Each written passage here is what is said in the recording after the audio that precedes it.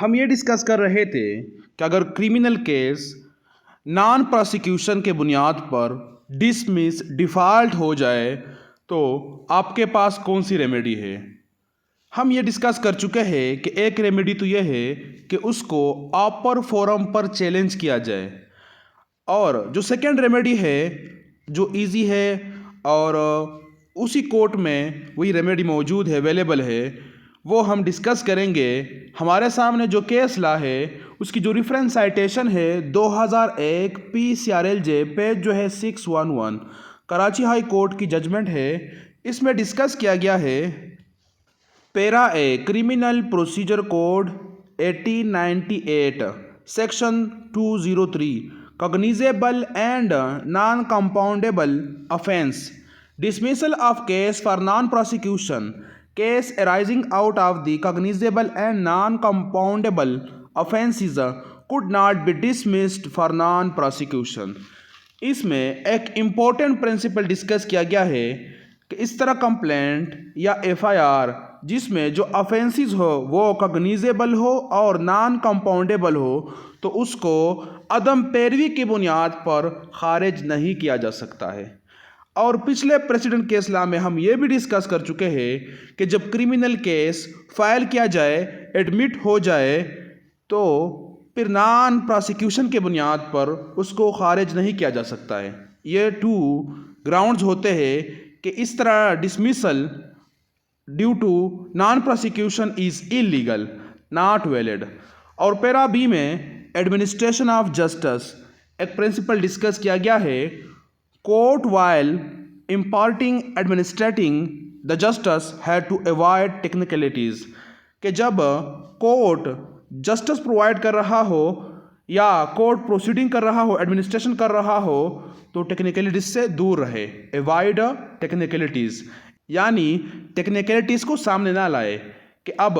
जो फरीक है, जो पिटिशनर है, वो हाजिर नहीं हुआ है लिहाजा केस को हम खारिज कर देते, बल्कि कई मौके देने चाहिए या एक लंबा तारीख देना चाहिए कि बाद में वो आ जाए, फिर उसको पता चल जाए कि नहीं मेरा केस जो है वो खारिज नहीं हुआ है। पैरा सी क्रिमिनल प्रोसीजर कोड 1898, इसमें वो रेमेडी बताई गई है जब केस नॉन प्रोसिक्यूशन के बुनियाद पर खारिज किया जाए तो क्या करना चाहिए। Section 203 prevention of corruption act 1947 section 52 penal code of act 1860 section 161 restoring case after dismissal for non prosecution,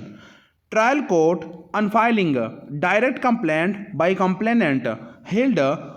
preliminary inquiry, took cognizance of case, and after completing all the caudal formalities framed charge against the accused, trial court dismiss complaint for non-prosecution। यहाँ तक ये कि restoring of case after dismissal for non prosecution का question है कि क्या case को restore किया जा सकता है जब अदम पैरवी की बुनियाद पर खारिज किया जाए, और यहाँ कौन सा केस है, क्रिमिनल केस है। तो मामला कुछ यूँ है कि ट्रायल कोर्ट में डायरेक्ट कंप्लेंट दायर हो गया कंप्लेंट की तरफ से, और सारी प्रोसीडिंग कॉग्निजेंस होने के बाद चार्ज फ्रेमिंग तक बात चली गई, यानी एक्यूज्ड के खिलाफ चार्ज भी फ्रेम हो गया। फिर ट्रायल कोर्ट ने उस कंप्लेंट को अदम पैरवी की बुनियाद पर खारिज कर दिया, लेकिन बाद में क्या हुआ, but on the application of the complainant restore the same. बाद में जो कंप्लेनेंट है वो आ गया, उन्होंने एप्लीकेशन दायर कर दी कि मेरे कंप्लेंट को बहाल किया जाए, तो कोर्ट ने उसको बहाल कर दिया और जो डिसमिसल आर्डर था उसको रिकॉल कर दिया। अब इसके बाद कोर्ट की वर्डिक्ट है कि यहाँ पर जो क्वेश्चन एराइज किया गया है कि जो रिस्टोरिंग केस है आफ्टर डिसमिसल ये वैलिड है या नहीं। तो जो जुडिशल माइंड है कोर्ट का वो ये है, original order with regard to taking the cognizance of the case being not without jurisdiction, order restoring complaint would not suffer for any illegality और इम्प्रोप्राइटी। यहाँ पर कोर्ट ये कहता है कि जो ओरिजिनल आर्डर था कॉग्निजेंस लेने का वो विदाउट जुरिस्डिक्शन नहीं था, यानी कोर्ट के साथ कॉग्निजेंस लेने का जुरिस्डिक्शन था, कोर्ट के पास इख्तियारात थे कि इस केस को सुने और कॉग्निजेंस ले, तो फिर जब कोर्ट के पास जुरिस्डिक्शन है और उन्होंने कॉग्निजेंस लिया है, फिर जो आर्डर रिस्टोरिंग है वो वैलिड है, उससे कोई इलीगलिटी काज नहीं होती है, सफ़र नहीं होती है। Contention that court had no jurisdiction to restore the complaint to its original position and only remedy available to complainant was to file the fresh complaint was repelled, being misconceived। और जो यहाँ पर पिटिशनर है जिसने इसको challenge किया है, उसकी प्ली ये है, आर्गूमेंट्स ये है कि कोर्ट के साथ ये जुरिस्डिक्शन नहीं है, ये अथॉरिटी नहीं है कि वो कंप्लेंट को रिस्टोर कर सके अपने ओरिजिनल पोजीशन पर, बल्कि रेमेडी ये है कि दोबारा कंप्लेंट दायर किया जाए, फ्रेश कंप्लेंट। इस प्ली को रिजेक्ट कर दिया क्योंकि ये गलतफहमी की बुनियाद पर है। तो यहाँ से मालूम हो गया कि क्रिमिनल प्रोसीजर में ये प्रैक्टिस है कि जब केस नॉन प्रोसिक्यूशन की बुनियाद पर खारिज हो जाए और उसकी रिस्टोरेशन के लिए एप्लीकेशन दायर किया जाए और वो वैलिड हो, यानी ग्राउंड्स सफिशेंट हो, और जब रिस्टोर किया जाए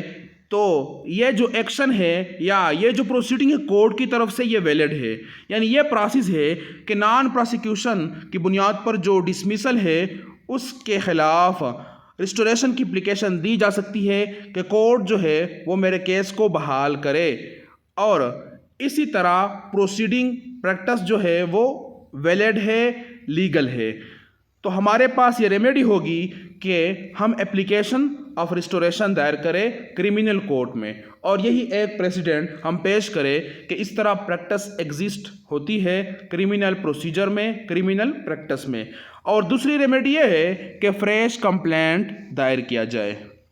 और यही प्रिंसिपल, यही वर्डिक्ट जो है वो डिस्कस हुई है जो प्रेसिडेंट केस ला है AIR all India reporter 1949 MAD, ये मद्रास की हालेबन 154 इंडियन कोर्ट्स की जजमेंट है। अब मेन केस को समझने के लिए जजमेंट को डिस्कस करते हैं। क्रिमिनल रिवीजन दायर किया गया है, जो ऑर्डर है 30 मार्च 2000 पास की गई है स्पेशल जज एंटी करप्शन की तरफ से, उसको चैलेंज किया गया है क्रिमिनल रिवीजन में,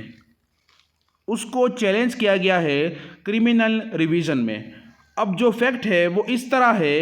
कि 11/4/1997 को कंप्लेनेंट ने डायरेक्ट कंप्लेंट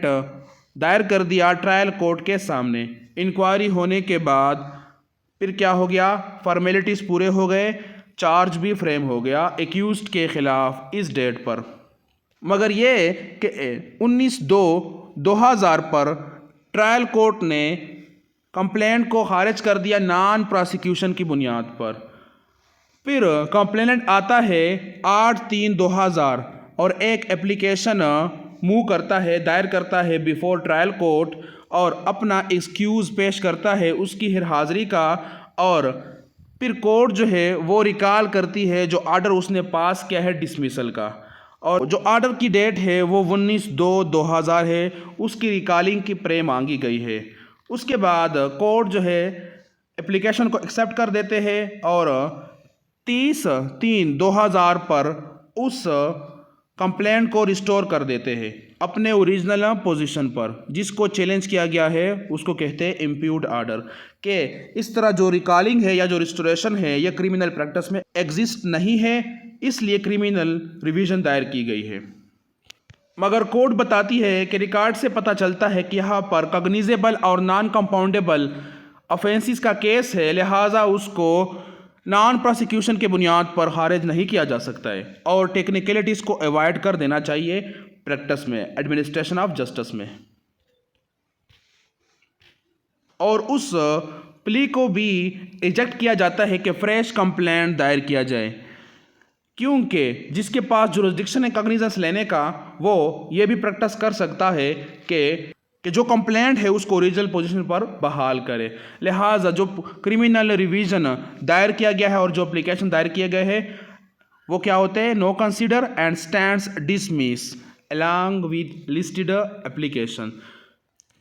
यानी मालूम हो गया कि एप्लीकेशन दायर हो सकता है रिस्टोरेशन के लिए और वो एक्सेप्ट हो सकता है, ये लीगल है, वैलिड है, इसमें कोई इलीगलिटी इरेगुलरिटी नहीं है। और यहाँ उसको चैलेंज भी किया गया, लेकिन अपर कोर्ट ने, एपेक्स कोर्ट ने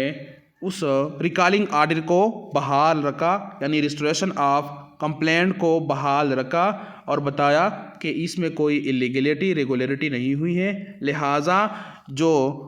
ऑर्डर चैलेंज किया गया है रिस्टोरेशन का, क्रिमिनल रिवीजन में ये क्या होता है, not considerable and not standing.